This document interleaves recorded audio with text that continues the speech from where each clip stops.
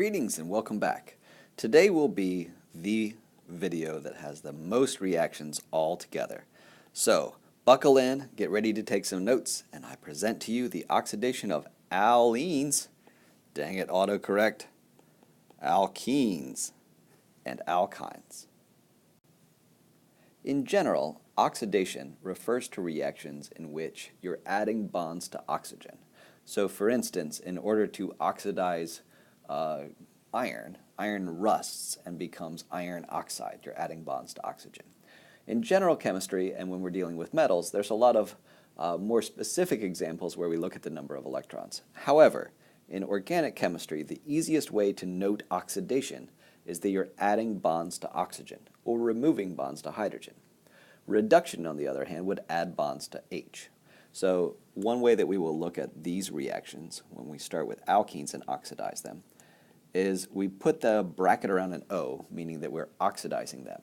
And what that means is we're going to do addition reactions. We're going to take the pi bond away, but in general what we're going to do is replace it with more bonds to oxygen. So that's how we can throw these all together. And there's three different ways to do this in general. We're going to look at epoxidation as the first one, in which we replace that pi bond with a new bond that is going to be an epoxy, and we've seen epoxies already. The second will be mild oxidation, where we just break the pi bonds and turn them into single bonds to oxygen. And the third will be strong oxidations, where we break the sigma and the pi's. So let's start with epoxidation. When we start with an alkene and we add in a peroxy acid known as metachloroperoxybenzoic acid, what happens is that the alkene adds one oxygen on, and that one oxygen makes an epoxy. Metachloroperoxybenzoic acid. Let's start with the benzoic. Benzoic is like a benzyl group. There's a chlorine at the meta position. We'll get more into the naming of benzene rings next semester.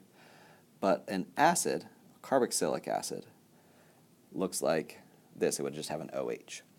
Peroxy means per for hyper, meaning extra, oxy for oxygen. So peroxy is an extra oxygen, and this is what a peroxy acid would look like. In the case of this specific peroxy acid dissolved in a non-nucleophilic solvent, like for instance CH2Cl2 or dichloromethane, we would be able to take the one extra oxygen in here and add it onto our alkene to give us an epoxide. This has a really cool mechanism, sometimes called a butterfly mechanism, that I will show you in class. All right, but if we do this instead with any other peroxy acid, like for instance this guy right here, and we do it in the presence of water, what happens is we get our epoxide, but we would also get acetic acid.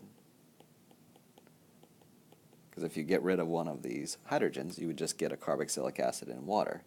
And we know from previous examples that what happens when you have an epoxy group in an acid with water is that the oxygen becomes protonated by your acid. We would form an O+, and that is a very good leaving group. It's inductively withdrawing these electrons. That O+ really wants to leave, and therefore the carbons attached are very strong electrophiles, and therefore your water could attack, and therefore we would end up breaking our epoxide, and we could end up making something that had, after deprotonation, two OHs attached. So under epoxidation, we actually have two different reactions that we can do. We could add MCPBA with a non-nucleophilic solvent, and this would turn our alkene into our epoxy, and it would stop there. It wouldn't do any further addition reactions. But if we add any other peroxy acid in the presence of water, we would form an epoxy, but then we would protonate it, and then the water would attack. And notice that I didn't have to add anything else in. It's just the side products of our initial epoxidation reaction will then react with the epoxy. So if you want to stop here, add an epoxy, you add an MCPBA. If you want to keep going, what you can do is end up with a further oxidation reaction in which we add two OHs. You'll note that these guys came in from opposite faces because we made this triangle and then we did the SN2 reaction down here. It's very similar to when we added X2. So this would be anti-addition of OH and OH. So this is two reactions for you right here. I'll actually number these as we go through. This is reactions 1 and 2. All right, so let's move into our mild oxidation reactions. So I'm going to call these mild oxidation because these guys only break the pi bonds. And we have a couple different ways to do mild oxidation. One of them is that we could start with an alkene. We can add in osmium tetraoxide, OSO4. OSO4 is the way that you usually see it written, but basically that's what OSO4 looks like. And if you add OSO4, what it will do is it sets down on top of that alkene, basically makes something that looks like this. So I always think of this, it kind of look like Space Invaders if you know your old video games. And this guy right here just kind of sits down on top, and it plants its feet on top of that alkene. And then in the second step, we add in hydrogen peroxide. It turns out that some people have noticed that you could actually do these in the same step, just the hydrogen peroxide plus the osmium tetroxide. And what that will do is add on 2 more H's and 2 more O's, and so it effectively just cuts the feet off of the Space Invader and leaves those 2 oxygens behind. Since they come in at the same time from the same face, we would get syn addition, where they both come in together from the same face, and we're adding OH and OH. All right, so this is reaction number 3? Yes, I think number 3. All right, a drawback of this is that osmium tetroxide is really dangerous, and so it's also very expensive. So we have another way of doing the exact same thing, which is much cheaper and much less toxic. And that is to start off with our alkene and add potassium permanganate, and that is KMnO4. When I draw this out, you'll probably notice that MnO4 and OSO4 are very similar, and the mechanism will be very similar as well. Basically think of this guy as coming in and setting down its feet on top of that alkene and forming an intermediate that looks something like this.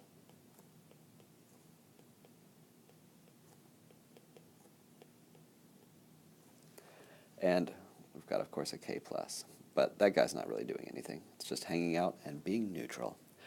And in this case, we add in some hydroxide, and it'll do the same thing. It'll basically cut the feet off of that MnO4 and leave the 2 oxygens behind.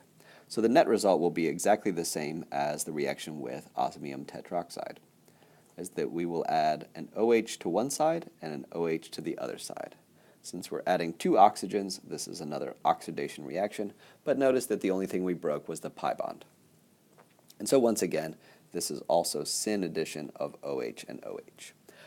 Both of these work, and we have to be very careful though with KMnO4, because KMnO4 is a really strong oxidizing agent, and we add too much, it can do some really weird things, which we'll talk about in the next slide.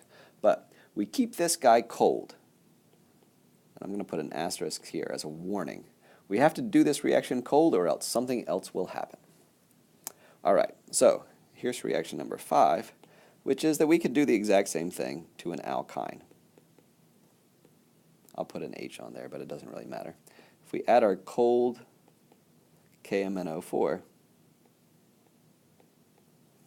and our hydroxide, we would replace both of those pi bonds. Since we have 2 pi bonds to replace, we would actually put on 4 OHs, 2 on each side. But carbons don't like to have 2 OHs attached, so what ends up happening if you ever have a geminal diol, and what that means, Gemini like twins, is having 2 OHs on the same carbon, that they spontaneously dehydrate, And so they get rid of an H and an OH and turn into a carbonyl. So anytime you have two OHs attached to the same carbon, we refer to that as a hydrate, basically because it's kind of a carbonyl with too much water attached. And so those guys spontaneously decompose into a double bond O. So overall, what you might be able to notice is that if you start off with only one pi bond, we put on one bond to oxygen on each side. If you start with two pi bonds, you put two bonds to oxygen on each side. And that is reaction number 5. So again, this is with cold KMnO4. So let's see what happens when we add hot KMnO4. Hot KMnO4 would lead to our first strong oxidation reaction. And specifically, these guys are often referred to as oxidative cleavage, because they cleave not only the pi bond, but also the sigma bonds. So if you start with an alkene, I'm going to put one H on there, and you add in hot concentrated KMnO4,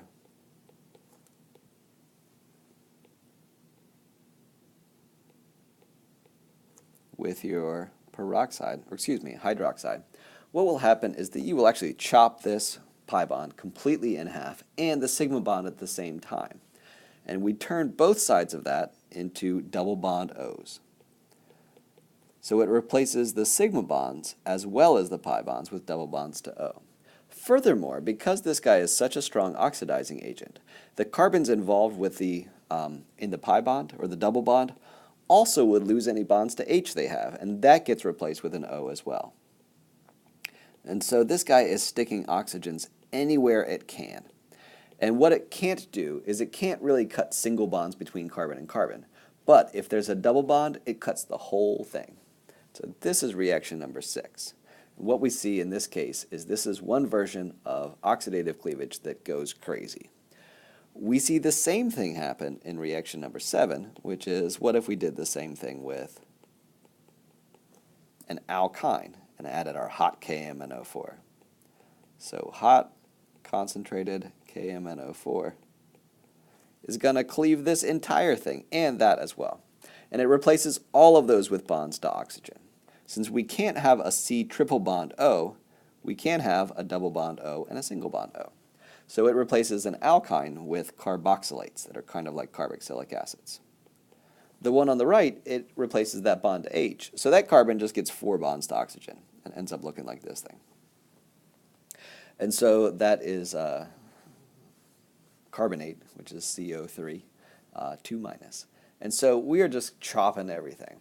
So strong oxidizing agents like hot concentrated KMnO4, they do oxidative cleavage, which I just kind of think about as it just chops anything that it can, and it replaces all of those bonds with oxygen. It doesn't cut the whole molecule apart, but just the alkenes or the alkynes and any hydrogens attached there.